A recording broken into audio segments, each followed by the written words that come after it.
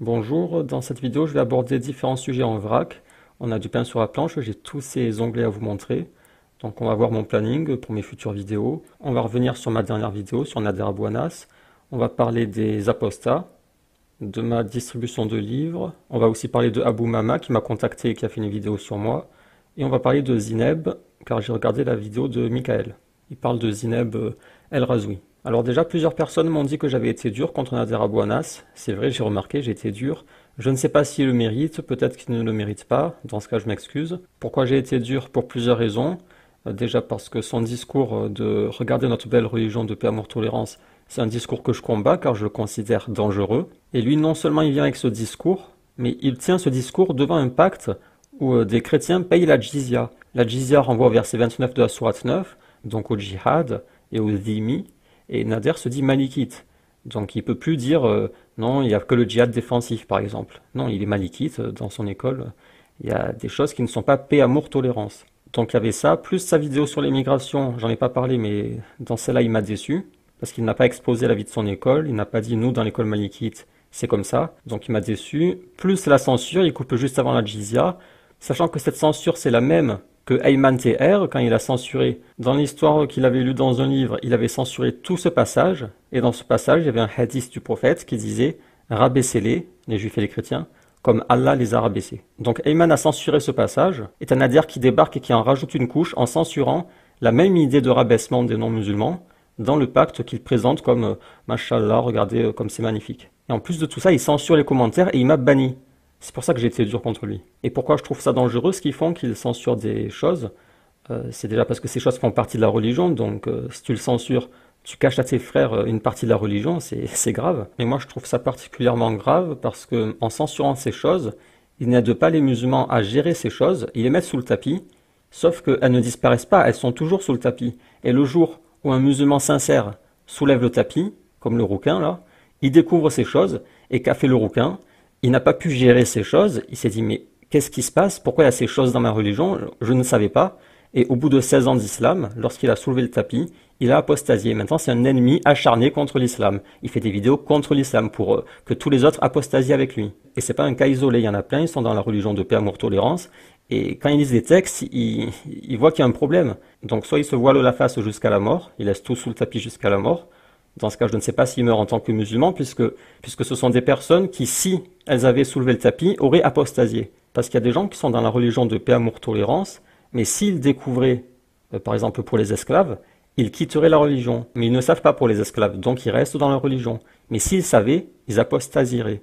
Et ces personnes-là, est-ce qu'elles comptent comme des musulmanes? Et c'est une question sérieuse, la question se pose. Est-ce qu'une personne qui meurt musulmane, mais que si elle avait découvert avant de mourir pour les esclaves, aurait quitté la religion, si sa foi était si faible qu'elle aurait quitté la religion pour ça, est-ce qu'elle meurt en tant que musulmane? Parce qu'il y en a plein qui ont la foi très fragile et qui apostasient pour rien. Il y en a, ils apostasient pour les 9 ans d'Aïcha. Il y en a, ils apprennent que Aïcha avait 9 ans, ils disent « Oh là là, quelle horreur, je quitte cette religion ». Ou ils apprennent pour les esclaves « Oh là là, quelle horreur, je quitte la religion ». Ils apprennent pour la peine du voleur, pour la jizya ou quoi, et ils quittent la religion. D'autres sont ignorants, ils n'apprennent pas ces choses, mais s'ils les apprenaient, ils quitteraient aussi la religion. Ils ont une foi fragile. Et ce qu'ils font en insistant sur regarder notre belle religion de paix, amour, tolérance, c'est qu'ils enfoncent les musulmans dans cet extrême, et ça fait qu'ils ne les éduquent pas à accepter des choses qui les dérangent. Ils ne font pas de séance de désendoctrinement comme je fais, donc soit ils vont mourir dans l'ignorance, mais avec une foi très fragile, qui aurait vacillé pour les esclaves par exemple, ou alors avant de mourir ils vont ouvrir des livres, ils vont pas pouvoir gérer tout seuls, et ils vont apostasier. C'est pour ça que je dis que c'est très dangereux ce qu'ils font, c'est pour ça que j'ai été dur contre lui, et pour d'autres raisons que j'ai expliquées. Et c'est pour ça que j'ai fait ici une séance de désendoctrinement. Alors justement, à propos de cette séance, j'ai eu un commentaire qui m'a affligé, c'est celui-là. On name. À t'écouter, on pourrait croire qu'Allah et Satan a inversé le mal en bien et le bien en mal. Donc dans cette vidéo, j'avais dit que le rabaissement n'était pas quelque chose d'anormal ou de laid, c'est quelque chose de normal que tout le monde fait. Et j'avais montré mon schéma avec les choses qui sont considérées laides aujourd'hui. Et comme j'ai montré le lait, il se dit « Oh, c'est laid, donc c'est Satan ». Mais comment tu peux être aussi bête? Je me tue à expliquer dans mes vidéos que c'est une histoire d'endoctrinement, et lui, il vient me dire c'est Satan. Mais t'es bête ou quoi? Je t'explique que non, Satan c'est relatif. Le bien et le mal c'est relatif. Quelque chose que tu considères bien ou mal aujourd'hui, dans 10 ans peut-être que tu considéreras l'inverse. Ou alors si t'étais né 50 ans en arrière, t'aurais considéré l'inverse. C'est relatif à l'époque, au temps, à ton environnement, à la société, l'endoctrinement que tu reçois toute ta vie. C'est pas quelque chose de stable, le bien et le mal.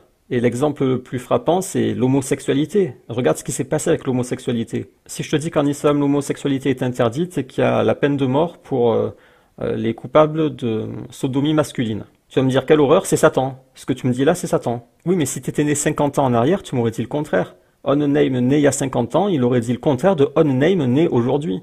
Parce que tu es 100% influencé par ton environnement. Ça sert à rien de me dire que selon toi c'est Satan, puisque ton avis ne compte pas, c'est du vent ton avis. Ton avis il peut changer, il varie au cours des époques, des sociétés. C'est pas quelque chose de stable, c'est pas une référence ton avis, on s'en fout. Je m'en fiche que tu penses que c'est Satan ou n'importe quoi d'autre, on s'en fout. Ça n'a aucune valeur, ton avis personnel n'a aucune valeur. Parce qu'il est 100% dépendant de tes influences. Pour les musulmans c'est différent, ils n'ont pas le bien et le mal relatif, pour eux c'est absolu parce que ça a été décrété par Allah et il y a eu la révélation. Et toi, tu es un mécréant, tu n'as pas de référence, tu es complètement instable. En disant, tu peux changer, le bien, ça peut s'inverser, ça peut devenir le mal. Et à ceux qui se diraient, oh là là, les pauvres homosexuels quand même, ils ont le droit d'aimer, machin. Je vous réponds par, regardez juste ce qui s'est passé en France. Regardez ce qui s'est passé en France. Il y avait une peine avant pour les homosexuels. Ils ont retiré la peine. Et en quelques décennies, regardez à quel point ça a dégénéré. Maintenant, c'est Satan. Voilà, maintenant on peut dire c'est Satan. La société actuelle est satanique, pour le coup tu peux le dire. Les gens ils critiquent la peine islamique, ils disent quelle horreur, les pauvres homosexuels. Ok, ouais, mais sauf si tu fais péter le cadenas, en 20 ans c'est fini, ça a complètement dégénéré. Le mal ce n'est plus les homosexuels, c'est les homophobes, ça s'est complètement inversé. C'est dingue à quel point ça va vite. Avant on voulait soigner les homosexuels pour qu'ils soient guéris, maintenant c'est les homophobes qu'on met en prison et qu'il faut soigner. Comme le pauvre Zacharie de Izara, c'est un chrétien et sur YouTube il a dénoncé l'homosexualité. Vous nous taxez d'homophobes. C'est par ce qualificatif diffamant que vous désignez des gens sains d'esprit. En remplaçant un mot par un autre, vous nous transformez en délinquants. Vous semez le désordre public avec vos délires de déviants qui aimeraient légitimer leur perversité. C'est à cause des pervers dénaturés. Ils l'ont appelé au tribunal et bon, ils l'ont pas mis en prison parce qu'ils ont dit, parce qu'il est un peu bizarre Zacharie, alors ils ont dit, il faut vous faire soigner. On vous prescrit des séances de psychiatrie ou je sais pas quoi. En fait, ils veulent soigner Zacharie alors qu'il est normal. C'est plus l'homosexuel qu'on soigne, c'est l'homophobe. C'est hallucinant. Donc ton avis, il vaut rien. Tu es juste en train de me rapporter l'avis officiel actuel en France. C'est juste un petit perroquet qui vient me rapporter, comme si je n'étais pas au courant, tu viens me rapporter l'avis de l'idéologie dominante. Mais ça ne vaut rien, ça ne m'intéresse pas. On pourrait croire qu'Allah Satan a inversé le mal en bien. Mais comment tu peux être aussi bête? Donc moi je devine que tu es un enfant, donc tu vas être sage, tu vas aller voir papa et maman et tu leur demandes de t'expliquer la vie. Et si t'es pas un enfant, si t'es un adulte, je sais pas, achète une console, va t'occuper. Prends la Play, prends un Red Dead 2 et va t'occuper. Viens pas faire ton intéressant, voilà, regarde ton commentaire, hop, poubelle, il vaut rien. Et j'ai regardé sa page et il adore les vidéos d'apostats. Là il a une playlist avec 56 vidéos d'apostats. C'est quand même dingue, les islamophobes, ils disent détester l'islam, ils aimeraient vivre sans islam, mais ils passent leur vie, je rigole pas, ils passent leur vie sur l'islam, à parler islam, à penser islam, à rêver islam, à regarder des vidéos sur l'islam, toute la journée il regarde des vidéos sur l'islam. Le type c'est un islamophobe, il perd sa vie sur l'islam. Ça veut dire il gâche sa vie quoi, il perd sa vie. Aldostérone, on en reconnaît quelques-uns. Voilà, il cherche tous les apostats sur YouTube et il écoute, là il est... Ah il y a l'apostat rouquin. Donc là, c'est que de la crasse, là, c'est que de la crasse que tu écoutes. Tu passes ta vie à écouter de la crasse et après tu viens me poster des commentaires stupides, que j'ai jamais vu des commentaires aussi stupides. Alors l'apostat rouquin, j'en avais déjà parlé, il y en a un qui m'a dit que c'était un faux musulman, il avait fait une fausse conversion pour pouvoir ensuite attaquer l'islam. Alors ça, j'y crois pas du tout, c'est une théorie du complot selon moi. Et donc il était musulman, il a prêché l'islam. Quelqu'un m'a dit pendant 16 ans, moi j'avais dit 7 ans, mais je m'étais trompé, c'était 16 ans. Il a été musulman 16 ans, et après il a appris donc pour les esclaves, etc. Pourquoi j'ai quitté l'islam? Dans cette vidéo, il parle des esclaves et de je sais plus quoi. Donc il a découvert pour les esclaves et il s'est dit, oh là là, quelle horreur, au secours, je quitte l'islam. Donc moi je réponds à ces gens, bon débarras, l'islam n'a pas besoin de vous, vous êtes des gens fragiles, instables, vous ne méritez même pas d'être dans la religion. Juste dégagez, dégagez, ça fait de la place. La femme juive de Muhammad, la femme esclave chrétienne de Muhammad, ça c'est Maria la Copte. Voilà, il découvre que le prophète avait des femmes, il découvre que le prophète n'était pas un être asexué, qu'à côté de la spiritualité, il aimait aussi les rapports charnels, comme tout homme. Il découvre ça et il était choqué, il a dit « Quelle horreur, un prophète humain, je quitte cette religion ».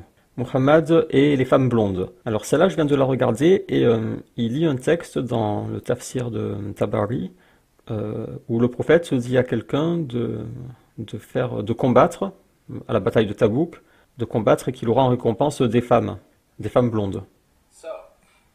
Muslim or if you're thinking of converting to Islam, Si tu es musulman ou si tu comptes te convertir, I would like to ask you, j'ai envie de te poser la question, do you think that Muhammad's enticement is acceptable? est-ce que tu penses que l'incitation de Muhammad à combattre pour avoir des blondes, des femmes blondes, est acceptable? Est-ce qu'il est acceptable qu'un prophète dise combat et tu auras des femmes blondes? Alors déjà, je vois pas le problème avec les femmes blondes, elles sont très jolies les femmes blondes. Moi, si je me bats, je veux bien des femmes blondes. Ensuite, s'il est choqué du fait de combattre dans le but d'avoir des femmes blondes, c'est-à-dire que ce qui le choque, c'est que ce ne soit pas fait de façon désintéressée pour Allah, mais c'est pour un intérêt personnel, des blondes. Et je réponds que c'est la même chose dans le Coran. Le Coran te dit que si tu crois et tu fais les bonnes œuvres, tu auras des récompenses. Et parmi ces récompenses, il y a même des houris. Et bizarrement, pendant ces 16 ans d'islam, ça ne le choquait pas. Et je réponds aussi que c'est normal que lorsque tu fais une chose pour quelqu'un, celui-ci te récompense. Et il est également logique que la récompense t'incite à faire la chose. Bien sûr, c'est toujours mieux si c'est désintéressé, mais même si c'est intéressé, où est le problème?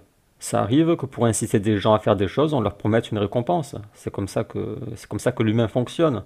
C'est comme ça qu'on éduque les enfants, etc. Et je vois pas ce qu'il y a de choquant à avoir comme récompense des femmes, ou qu'elles soient blondes ou brunes ou je sais pas quoi. Des femmes, c'est une belle récompense, non? Tu préfères quoi comme récompense? Des crapauds? Tu veux quoi comme récompense? It was narrated by Mujahid Rapporté par Mujahid, regarding Allah saying, quote, "Grant me exemption concernant le verset 49 de la sourate 9, that the messenger of Allah, le prophète a dit Muhammad, said, invade Tabuk, and your spoils will be envahis Tabouk, et ton butin the daughters of Al-Asfar, sera les filles de Asfar, meaning the blonde people, c'est-à-dire les gens blonds.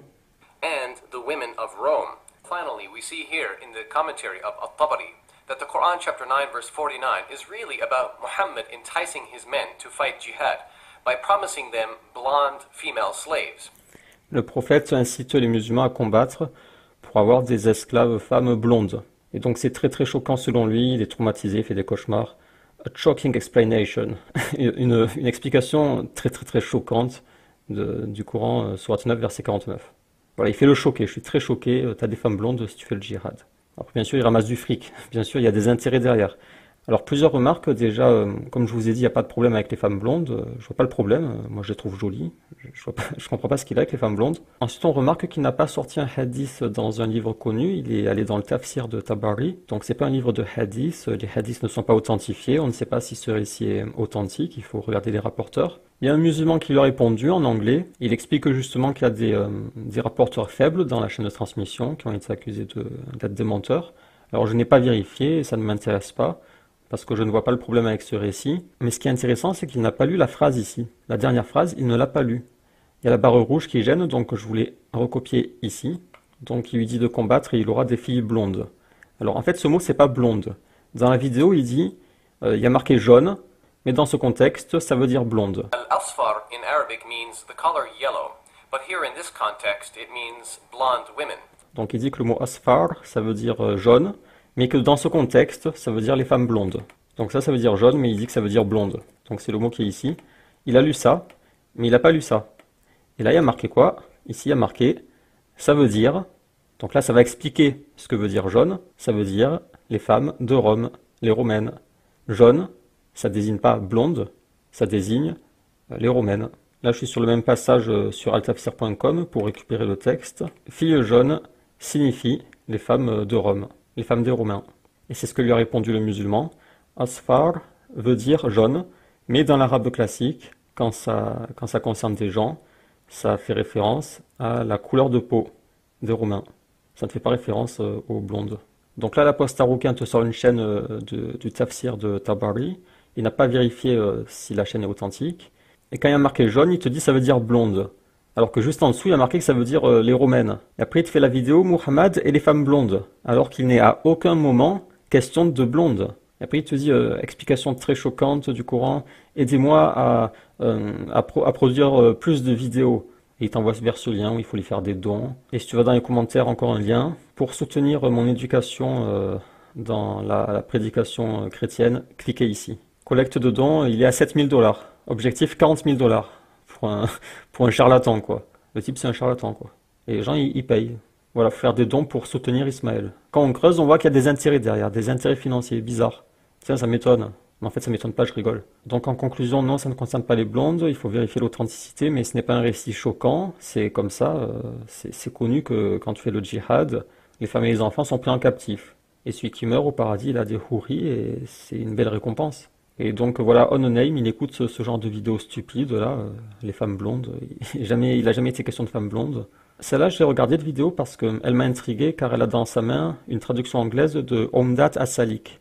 Je l'ai déjà cité sur mon blog.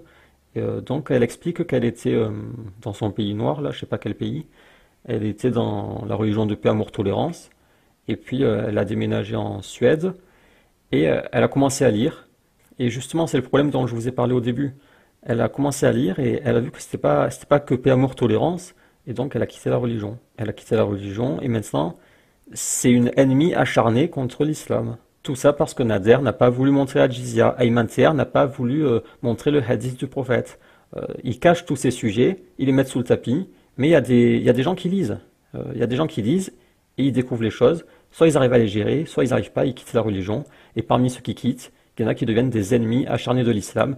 Et après, ils vont pleurnicher, les Nader et les autres, ils vont pleurnicher en montrant du doigt les apostats qu'ils ont eux-mêmes créés. Ils ont même créé des apostats et après ils pleurnichent, regardez, ils critiquent la religion. Et donc ça c'est une réponse à cette playlist, c'est une réponse à ceux qui disent quelle horreur, la peine pour l'apostat, la peine dissuasive pour les apostats. Oh il y a Zineb aussi. La peine dissuasive pour l'apostasie. Quelle horreur, celui qui apostasie, il va falloir qu'il cache son apostasie. Quelle horreur.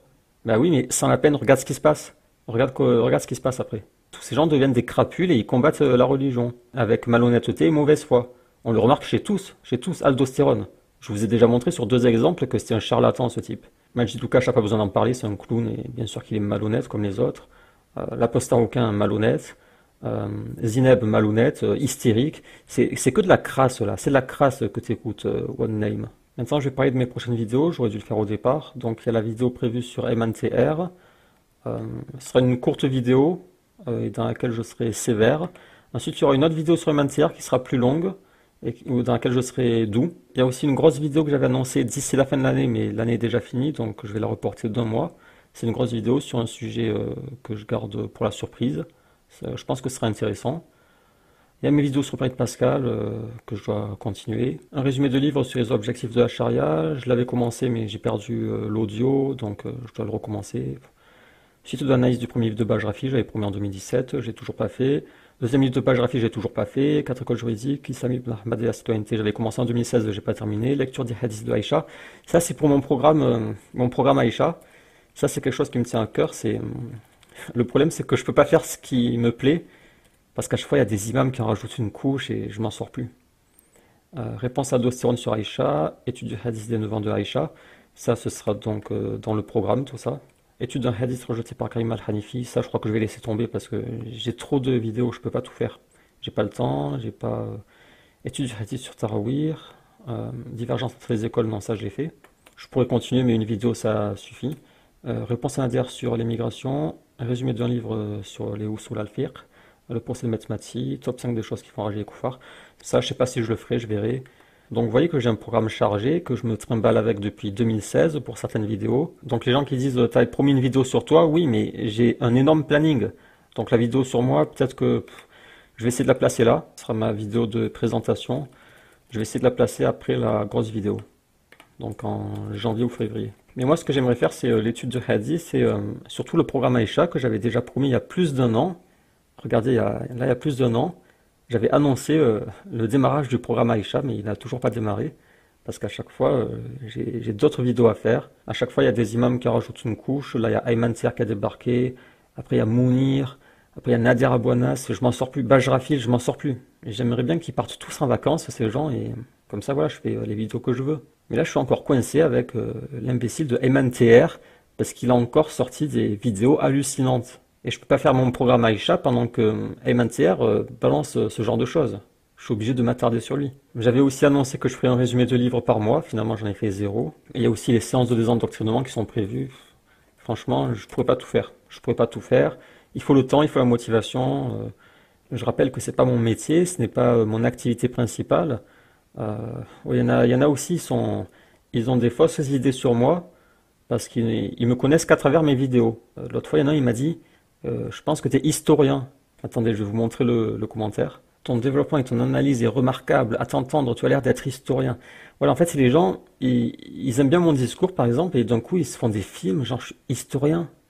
Mais je déteste l'histoire, je suis un cancre absolu en histoire. J'ai jamais eu la moyenne en histoire à l'école. Je suis le plus gros des cancres. Et toi, tu me dis, je suis historien. Et ils font ça à chaque fois, les gens. Comme la secrétaire de Ayman TR, elle m'a dit, toi qui lis beaucoup de livres. Mais qu'est-ce qu'elle raconte celle-là? Mais moi je lis des livres. Moi je lis des livres. T'as l'impression que j'en lis par rapport à mes vidéos, t'as l'impression que je lis beaucoup, mais non. Qu'est-ce que j'ai lu? Vous pouvez citer les livres que j'ai lus, à part le livre de Bajrafi et Chalgoumi, d'accord, j'ai lu ces 2 livres, mais vous pouvez me citer d'autres livres, s'il vous plaît? Vous ne pouvez rien citer, vous ne savez pas ce que je lis. En vérité, non, je ne lis presque pas. Je donne l'impression de beaucoup lire parce que quand je lis une chose, après j'en parle dans la vidéo, donc on se dit ah ouais, il lit, mais non, j'ai lu ce que je vous ai montré. Donc arrêtez de vous faire des films, non, je ne lis pas beaucoup, non, je n'ai pas beaucoup de science. Ma science se limite pratiquement à ce que je dis dans mes vidéos. Si vous me dites qu'est-ce que tu sais d'autre de plus que tu n'as pas dit dans tes vidéos, il n'y aura pas grand-chose. Et c'est aussi dans ma vidéo, mon blabla là. Dans ma vidéo blabla, j'avais joué à déchiffrer des lettres là, parce que j'aime bien faire des calculs, je suis assez fort en calcul. Et donc les gens encore ils étaient épatés, ouais, t'es un surdoué, tu dois avoir un énorme QI, etc. Alors oui, je suis fort en calcul, plus fort que la moyenne c'est sûr. Je suis pas non plus d'un niveau exceptionnel, mais ça s'arrête là, voilà, je sais faire des calculs et alors. D'un coup, ouais, t'es surdoué, machin, stop, stop. Sachant que le calcul, ça sert pratiquement à rien dans la vie. Autre chose, je n'accepte pas les demandes d'amis sur Facebook. J'ai 60 demandes en attente que je n'ai pas acceptées. Parce que j'ai pas le temps. J'ai pas le temps d'avoir des amis. J'ai pas le temps. J'ai déjà des amis, je sais pas combien, une vingtaine sur Facebook. J'ai pas le temps d'en avoir plus. C'est pas possible. Après, il se peut que j'en accepte par hasard si jamais le profil de quelqu'un m'intéresse ou quoi, mais non, je n'accepte plus les demandes d'amis. Ceux qui m'ont envoyé des mails auxquels je n'ai pas répondu, vous pouvez les renvoyer parce que quand je réponds pas, après ça s'enfouit dans les archives là.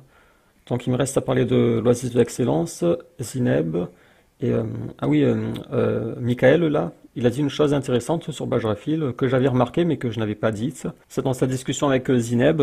Je suis là pour vous répondre. Écoutez, monsieur, moi, j'ai pas vu beaucoup d'amour en islam. Je retiens de votre dialogue. Je vous aime parce que par ma religion, c'est tout. Oui.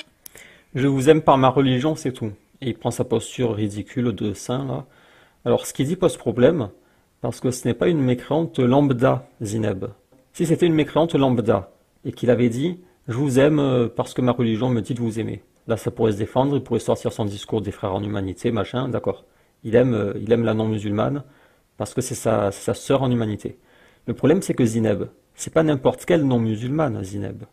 C'est une islamophobe qui combat l'islam, qui s'acharne contre l'islam et les musulmans. Que dit le Coran à propos de Zineb, sourate 60 ? Ô vous qui avez cru, ne prenez pas pour allié mon ennemi et le vôtre, leur offrant l'amitié, alors qu'ils ont nié ce qui vous est parvenu de la vérité. Et ça, c'est exactement Zineb. Zineb est l'ennemi d'Allah et des musulmans. Et là, il est dit, ne les prenez pas pour alliés, leur offrant l'amitié. Leur témoignerez-vous secrètement de l'amitié. Là, ils ont traduit par amitié, mais ça se traduit aussi par amour. Et d'ailleurs, Bajrafil en a parlé de ce mot. Mais là, Mawadda veut dire quoi? C'est de l'amour. Mawadda. Là, c'est Mawadda.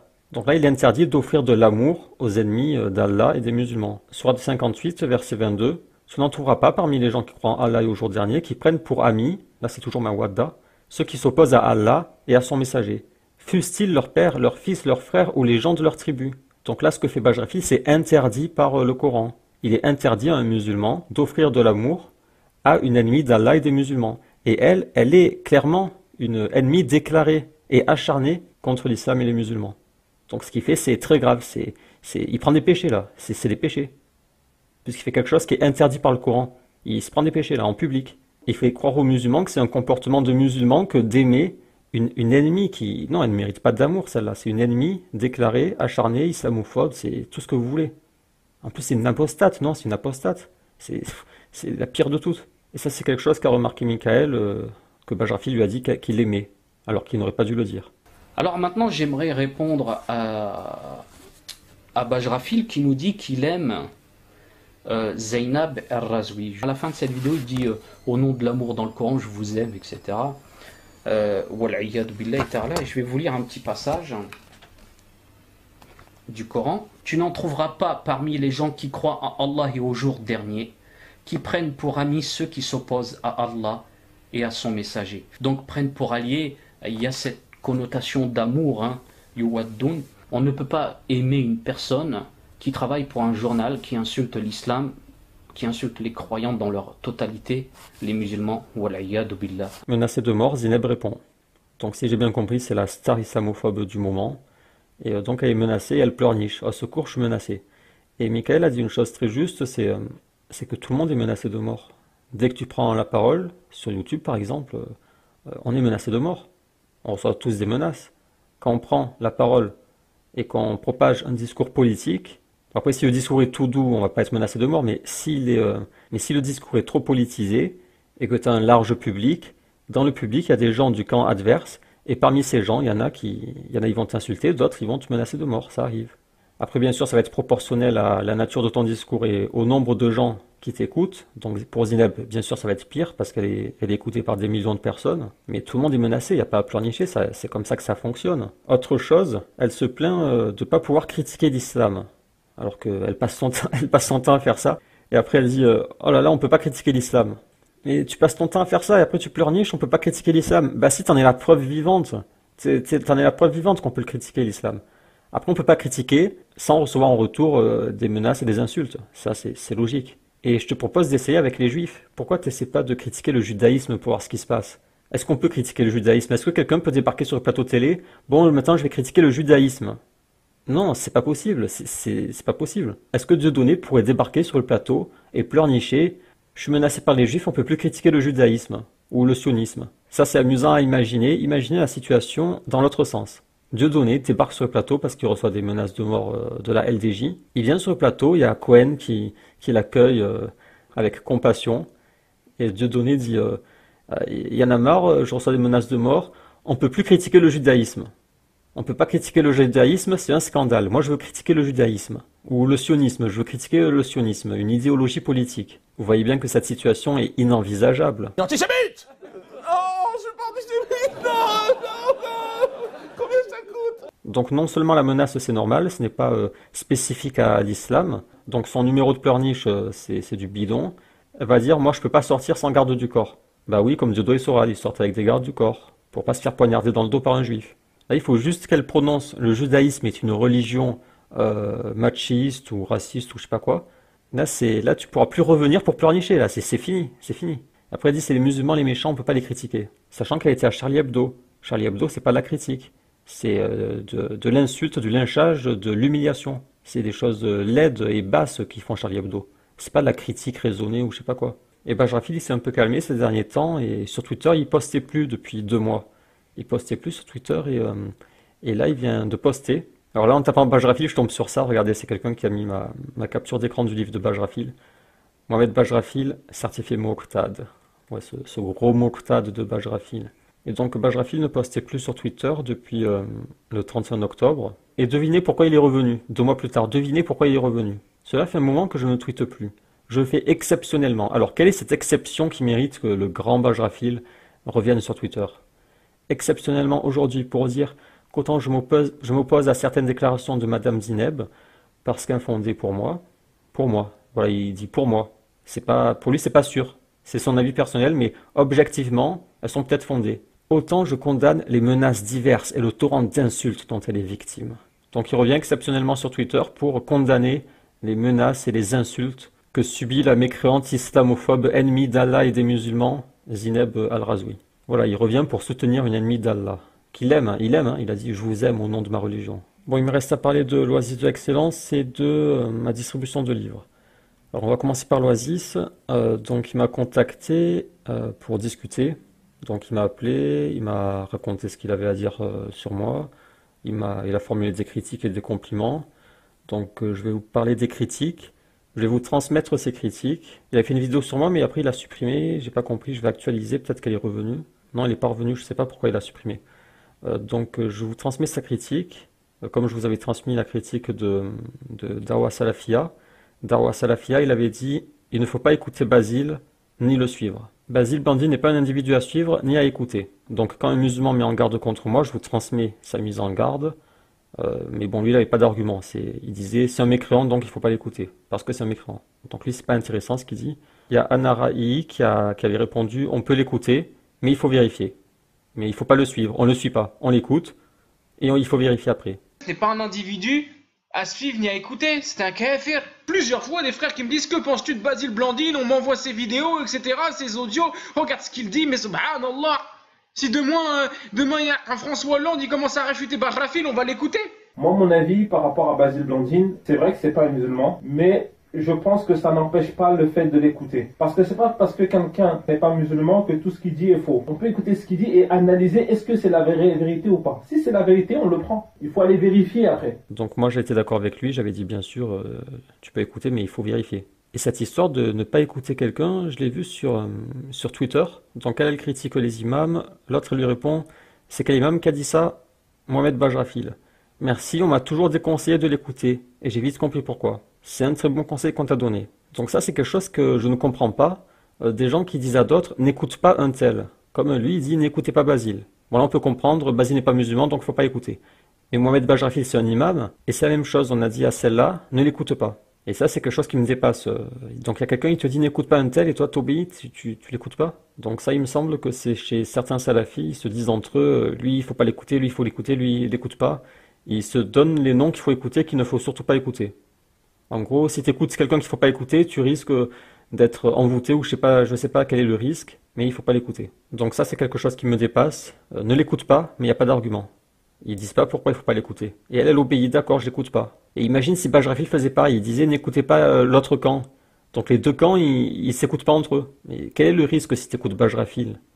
Moi, je dis écoutez Bajrafil et vous verrez que c'est un menteur. Je vous explique pourquoi c'est un menteur, je vous donne les outils. Mais après écoutez-le et vous verrez qu'il raconte n'importe quoi. Donc je vous avais transmis la mise en garde de Darwa Salafia. Donc son argument c'est que je ne suis pas musulman. Et l'Oasis, donc je vous transmets sa mise en garde. Donc j'ai pris quelques notes. Déjà il dit que je suis obsédé par Bajrafil. Je mérite mieux que de faire des vidéos tout le temps sur Bajrafil. Donc bon, c'est pas le premier à me dire ça. Il est omnubilé, obsédé par Bajrafil. Je l'ai dit tout à l'heure, tu veux essayer de démontrer que la Terre est carrée, ou un losange, la Terre est un losange, et il va penser à Bajrafil. Il va nous ramener Bajrafil pour démontrer que la Terre est un losange, par exemple. Pas bon. Là, tu vaux mieux que ça, mon ami islamophile. Sinon, sa mise en garde, c'est que ma prédication est dangereuse parce que je pousse les musulmans à être dépressifs, à souffrir. Ça, c'est ces mots, j'ai copié des mots. À vivre en autarcie. Et après, ils vont regarder des feuilletons turcs toute la journée. C'est contre-productif. Je prends pas assez le contexte en compte. J'ai une mauvaise priorisation. Ça n'apporte rien. Ceux qui m'écoutent vont s'extrémiser. Les gens influençables et vulnérables qui m'écoutent vont tomber dans les dérives. Je prépare les khawarij. Je prépare la fitna, la guerre civile. Je forme des futures bombes à retardement. J'apporte plus de mal que de bien. Et je perds ma neutralité quand je parle de l'Occident à cause de ma haine du système occidental. Donc voilà sa mise en garde, je vais pas vraiment y répondre. Je pense pas préparer la guerre civile, mais voilà, c'est sa mise en garde, donc je vous la transmets. Il trouve que je dis des bonnes choses, des choses intéressantes et tout, mais que voilà, je suis dangereux parce que les gens vulnérables, ils vont se radicaliser, ils vont se renfermer sur eux-mêmes. Et soit ils vont vivre seuls en autarcie pour pas se mélanger aux koufars, ils vont être malheureux, soit ils vont faire la guerre civile. Donc j'ai rien à répondre, c'est son avis que je vous transmets. Et je peux pas y répondre, je peux pas être neutre en y répondant, puisque je vais pas vous dire oui, je pense que mon discours va conduire à la guerre civile.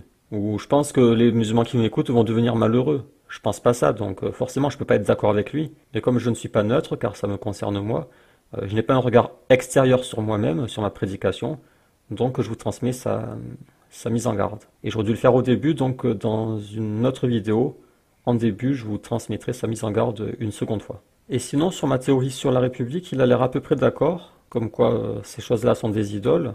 Marianne, c'est une idole. Il a l'air en partie d'accord, et il m'a cité un verset, je le remercie pour avoir cité ce verset, parce que je l'avais oublié. Je le connaissais, mais je n'avais pas pensé à m'en servir dans mes démonstrations. C'est dans la sourate Youssouf, verset 40.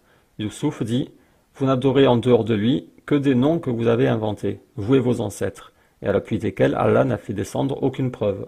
Le pouvoir n'appartient qu'à Allah. Il vous a commandé de n'adorer que lui. Telle est la religion droite, mais la plupart des gens ne savent pas. Donc là, ça dit qu'ils adorent des noms qu'ils ont inventés. Parce qu'ils adoraient des idoles, et ces idoles avaient des noms. Et ce qu'ils sont en train d'adorer, ce ne sont pas des choses concrètes, c'est des noms en fait. C'est juste des noms. Et c'est ce que je disais, je crois, dans ma dernière vidéo, c'est que ils adorent de la poussière, c'est juste des mots. Tout ça, c'est des mots, la liberté, la démocratie. La laïcité, c'est un mot. Tu n'es pas en train d'adorer quelque chose. Ça n'a même pas de puissance. La République, elle n'a pas de puissance. Elle a de la puissance indirectement, parce que les gens lui donnent de la puissance, mais en soi, la République, c'est de la poussière. C'est juste un mot, République, c'est un mot. Vous n'adorez en dehors de lui que des noms que vous avez inventés, à l'appui desquels Allah n'a fait descendre aucune preuve. Le pouvoir n'appartient qu'à Allah. Donc là, ça parle du pouvoir. C'est-à-dire que les idoles ont un pouvoir. Et en effet, la République a du pouvoir parce que les gens lui donnent le pouvoir. Quand les gens vont voter, ils donnent la légitimité à la République pour avoir le pouvoir. Et elle a du pouvoir. Ces lois, elles ont du pouvoir. Parce que les gens lui ont donné le pouvoir. C'est pour ça que le Coran dit « Le pouvoir n'appartient qu'à Allah, pas aux idoles ». Les idoles ne sont que des noms qui ont été inventés. Donc voilà, je remercie l'Oasis pour m'avoir rappelé ce verset. Et il y a un autre verset que je n'ai pas cité dans mes vidéos, mais je l'avais sous le coude. C'était dans la sourate 29, la sourate l'araignée justement. Moi sur mon schéma, j'avais fait une toile d'araignée. Sourate l'araignée, verset 25. Ibrahim donne la raison de pourquoi les associateurs ont pris des idoles. Ibrahim dit, en effet, c'est pour cimenter des liens entre vous-mêmes, dans la vie présente, que vous avez adopté des idoles, en dehors d'Allah. Donc là, il dit, c'est pour cimenter les liens entre vous-mêmes, dans la vie présente. En arabe, c'est mawadda, justement, on retrouve mawadda. Donc vous avez pris des idoles en dehors d'Allah, comme amour, comme moyen de mettre de l'amour entre vous, pour se lier par un lien d'affection. Là, ils ont traduit par pour cimenter des liens entre vous-mêmes. Et en effet, ces mots-là que j'appelle idole, bon, sur le schéma pas tous, école, c'est pas une idole par exemple, mais certains de ces mots que j'appelle idole, ça permet aux associateurs de se sentir unis. Ça crée un lien entre eux. Ils se sentent en lien les uns avec les autres, par la République, par la fraternité, par la citoyenneté, par la patrie. Tout ça, ça les réunit entre eux. Ils ont les mêmes valeurs. Ils partagent les mêmes valeurs, donc ils se sentent liés les uns aux autres. Je vous avais mis cette définition que j'avais vue dans un livre sur la laïcité. La patrie, c'est l'union dans une commune foi. C'est-à-dire qu'ils s'unissent par la patrie, ils s'unissent dans une commune foi. Et c'est ce que dit le Coran. Ils ont pris des idoles pour créer un lien affectif entre eux. La patrie, c'est l'union dans une commune foi. Ils appartiennent tous à la même patrie, à la République. Ce sont les enfants de la République. Ceux qui ont pris protecteur en dehors d'Allah ressemblent à l'araignée qui s'est donné maison. Ils sont comme une araignée là. Or, la maison la plus fragile est celle de l'araignée, si seulement ils savaient. Oui, parce que le Coran insiste sur ce qui se passe après la mort, et il prévient qu'il faut un protecteur pour ce qui se passe après la mort. Et le Coran explique que les idoles, ça ne protège pas. Marianne, d'accord, une fois que tu es mort, Marianne, ça n'existe plus. Elle n'a plus aucun pouvoir, elle ne peut pas te protéger. Tu pourras l'invoquer, Marianne, s'il te plaît, aide-moi, mais elle peut rien faire. Et le Coran explique qu'au contraire, Marianne sera une preuve contre toi. Elle dira, tu m'as adoré. Et donc le Coran insiste sur cette histoire de protecteur. Ça mériterait peut-être une vidéo. Et donc les associateurs sont comme une araignée dans une toile d'araignée, mais c'est une maison fragile parce que toutes tes idoles sur lesquelles tu tiens, c'est des mots, c'est de la poussière, c'est rien. Ça ne peut pas te protéger. C'est pour ça que le Coran dit, vous n'avez pas d'autre protecteur en dehors d'Allah. C'est Allah votre meilleur protecteur. Donc voilà, je ne vais pas chercher les versets, je vous balance juste des pistes comme ça parce que c'est quelque chose d'important, mais les islamophobes n'arrivent pas à le comprendre. Parce qu'ils n'arrivent pas à faire l'effort intellectuel pour essayer de comprendre la cohérence de l'islam. Ils n'essaient pas de comprendre le Coran, de comprendre la logique. Moi, c'est ce que j'essaie de faire. J'essaie de comprendre la logique et d'exposer la cohérence. Mais les islamophobes, ils cherchent pas à comprendre, ils cherchent à critiquer. Critiquer sans chercher à comprendre. Et des fois, ils te sortent des choses ahurissantes. Par exemple, ils vont te dire, moi, je préfère aller en enfer, au moins, je serai pas avec les musulmans, je serai avec mes copains. Ça, je l'avais déjà vu plusieurs fois, et Ukasha l'a répété encore dans sa dernière vidéo. Je préfère aller en enfer, au moins je ne suis pas avec les musulmans. Mais voilà le niveau intellectuel des islamophobes. Voilà le niveau. C'est pour ça que je vous dis non, moi je ne veux pas faire de vidéo sur Ukasha. Le niveau est trop bas. J'ai l'impression de parler à un maternel. C'est pas possible. Un maternel de mauvaise foi qui fait des caprices et qui boude. C'est pas possible. Ah oui, je devais vous montrer ça aussi. Donc la patrie, c'est l'union dans une commune foi. Et ils sont liés entre eux par du mawadda, par le biais des idoles. Ils ont pris des idoles pour se lier d'amour, d'affection, de mawadda. Ils sont liés, ce sont les enfants de la République ou les enfants de la patrie, la mère patrie. En France, on ne dit pas trop mère patrie, c'est plutôt les enfants de la République. Mais en Russie, par exemple, il y a la mère patrie. Et magie, on a encore une statue. Ça, c'est la mère patrie pour les Russes. Et c'est encore une figure féminine. Comme dans le Coran, les 3 idoles, là, ce sont des idoles féminines. Ils ont tendance à donner des figures féminines à leurs idoles. Marianne, la mère patrie. La statue de la mère patrie est une statue gigantesque Elle défie avec son épée tous ceux qui oseraient s'attaquer à ses enfants. Voilà, ce sont tous les enfants, les Russes, ce sont les enfants de la mère patrie, représentés par une statue féminine, et c'est cette idole, la patrie, qui les lie entre eux par du Mawadda. Donc là c'est bien parce qu'ils ont construit leur idole, mais même sans idole ce serait la même chose, on aurait le mot patrie, comme on a en France le mot république. Eux ce serait la patrie, ou ça peut être la liberté, ou la démocratie, ou n'importe quoi, mais c'est des mots. C'est des mots qu'ils inventent et après ils les prennent comme idoles, et parfois ils les sculptent. Comme des païens, ils sculptent leurs idoles. Donc là c'est la mère patrie, et Marianne c'est la mère nourricière qui nourrit ses enfants. Et t'as les enfants de la République. Bon voilà, j'arrête là, rendez-vous pour d'autres vidéos, donc les prochaines sans doute sur Ayman TR. Après j'ai la grosse vidéo en préparation et la vidéo de présentation. Et j'aimerais bien démarrer le programme Aïcha. Ah attendez, j'ai oublié la distribution de livres. Alors j'ai expliqué dans ma vidéo de l'année dernière, j'avais expliqué que j'avais 500 € à distribuer. Donc il y en a déjà 2 qui ont gagné un petit livre. Il y en a un qui a gagné 100 € parce qu'il a répondu à cette vidéo, il a répondu sur un argument. J'avais mis ces livres en jeu dans ma vidéo, ils n'ont pas été gagnés. Pour les remporter, il fallait obtenir la réponse de Bajrafil sur les objectifs de la charia. Donc des gens lui ont demandé, il n'a répondu à personne. Donc ce lot n'a pas été remporté. Donc ce que je vais faire, c'est que je vais commencer à le distribuer. Et plutôt que donner tout à une même personne, j'ai eu l'idée de donner un tome à différentes personnes. Comme ça, il y a davantage de personnes qui en profitent. D'autant plus que c'est pas un livre qui se lit en entier, vous n'allez pas lire tout ça en entier. Donc la dernière fois j'avais fait un tirage au sort, cette fois ça va être différent. Je vais voir dans les commentaires des commentaires qui me plaisent, et ce seront ces personnes qui seront sélectionnées pour les 2 premiers tomes. Pour les 2 suivants, j'utiliserai une autre méthode dont j'ai déjà l'idée, et pour les 2 suivants, encore une autre méthode dont j'ai déjà l'idée. À chaque fois ce sera une méthode différente, comme ça vous ne pourrez pas essayer de vous avantager, de truquer ou quoi. Donc je vais sur ma dernière vidéo, je trie les commentaires par les plus récents, et le premier qui me plaît, il remportera le tome 1. Alors l'inconvénient de cette méthode de sélection, c'est que il se peut que la personne, ça ne l'intéresse pas, ou qu'il ne veuille pas donner son adresse. Dans ce cas, je ferai une autre sélection. Donc le premier tome, c'est le chapitre de la foi, et le deuxième tome, il y a purification, menstruation et prière. Et comme il y a menstruation, et ça prend une assez grande place, lui, je choisirai une fille. Et je précise bien que la prochaine fois, ma méthode de sélection sera différente, donc n'essayez pas de faire des jolis commentaires pour gagner les prochains tomes. Donc on va regarder les commentaires. Alors la valeur d'un tome, c'est une vingtaine d'euros, donc c'est pas très cher, j'espère tomber sur des personnes qui n'ont pas de livre. Donc Ahmed, alors lui, non, j'aime pas ses commentaires, il a fait du copier-coller infernal. Lio, en quoi avoir un défaut remet-il en question le fait que Allah c'est lui le créateur des cieux et de la terre? Les musulmans aussi ne sont pas des gens complets, ils sont pleins de défauts, ça ne les a pas empêchés de reconnaître cela. Alors lui, je l'ai pas compris en fait ce commentaire. Tu as une compréhension de l'islam extrêmement poussée que beaucoup nous en ont. Pourquoi tu n'as... Non, j'ai rien compris à cette vidéo, quelqu'un peut m'expliquer brièvement sans parler plus.